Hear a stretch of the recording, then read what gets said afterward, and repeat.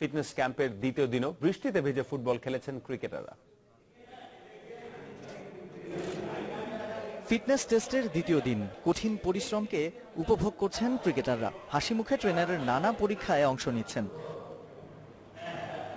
সেই ফিটনেসের পরীক্ষায় উপরের দিকেই নাম মেহেদী হাসান মিরাজের। সাম্প্রতিক বাংলাদেশের সফলতম টেস্ট ক্রিকেটার এই অফ স্পিনিং অলরাউন্ডার। ওয়ার্নার স্মিথকে থামানোর পরিকল্পনা চূড়ান্ত করার আগে নিজেকে আগামী 1 বছরের জন্য ফিট করে তোলায় চোখ তার। আমি অস্ট্রেলিয়ান সিরিজ নিয়ে এখন পর্যন্ত চিন্তা করছি না। এখন আসলে আমি যে জিনিসটা নিয়ে চিন্তা করছি যে আমার ফিটনেসটা ডেভেলপ করার জন্য, তারপরে আমার স্কিলটা ডেভেলপ করার জন্য। যখন অস্ট্রেলিয়া আসবে, যখন আমি মেইন প্র্যাকটিসে ঢুকে যাব, তখন থেকে আমি থিঙ্কিং করা শুরু করবো যে এই ফিটনেস ক্যাম্পটা আমাদের জন্য অনেক অনেক ইম্পর্টেন্ট।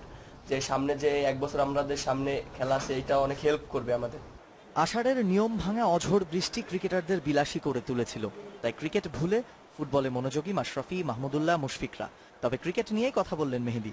জানান অস্ট্রেলিয়ার বিপক্ষে চ্যালেঞ্জটা টেস্টে উন্নতির ধারাবাহিকতা রক্ষা। আমরা শুধু ওয়ানডেতেই ভালো খেলছি না, টেস্টেও ভালো খেলছি। দেখেন লাস্ট 1 বছর কিন্তু আমরা খুব ভালো ক্রিকেট খেলেছি এবং শুধু আমরা উইনও করছি বড় বড় টিমের সাথে। দেখেন আমরা আশা করি যে বড় বড় টিমরা আমরা হারানোর যোগ্যতা রাখি, কারণ সেটা আমরা প্রুভ করছি শ্রীলঙ্কার মাটিতে। যে তবে এতটুকু চাওয়া, গত অক্টোবর ইংল্যান্ড সিরিজের মতো স্পিনারদের জন্য এবারও পিচ থেকে বাড়তি সাহায্য। এরকম যদি উইকেট আমরা পাই, অবভিয়াসলি আমাদের হেল্প হবে, আর ইনশাল্লাহ ভালো হবে। এরকম উইকেট পেলে আমাদের স্পিনারদের জন্য হেল্প হবে, আমাদের দেশের মাটিতে যেহেতু খেলা। কন্ডিশনিং ক্যাম্প শেষ না করে এই মাসের শেষে ওয়েস্ট ইন্ডিজে পাড়ি জমাবেন মেহেদী হাসান। তার গন্তব্য সিপিএল এর দল Trinbago Knight Riders. Samiul Titu, channel 24।